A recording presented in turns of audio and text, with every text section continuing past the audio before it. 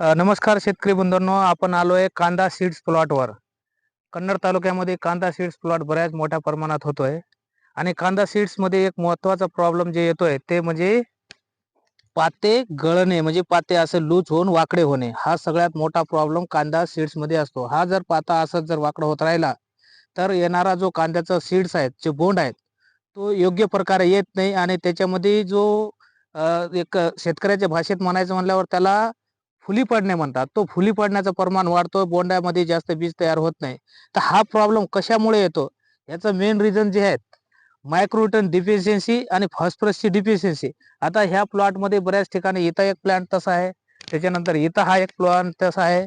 तर याच्यासाठी आपण कांदा सीडसाठी योग्य तो खताचं नियोजन केलं पाहिजे. आता याला जर आपण ड्रीपमधून एकरी फॉस्फोशिया 50 ml आणि त्याच्यानंतर झिंकोशिया 50 ml जर आपण एकरी जर सोडलो तर हा प्रॉब्लेम सॉल्व्ह होतोय. हा प्रॉब्लेम झिंक आणि फॉस्फरसच्या दोन्हीच्या डिफिशियन्सीमुळे हा प्रॉब्लेम वाढतोय आणि हा हळूहळू हा प्रॉब्लेम वाढतील आणि रूट जो आहे रूट व्यवस्थित जर डेव्हलप नाही झाले तरी हा प्रॉब्लेम येतो. पण मुख्य हा प्रॉब्लेम जे आहे, हा प्रॉब्लेम हा झिंक आणि फॉस्फरसच्या डिफिशियन्सीमुळे येतो.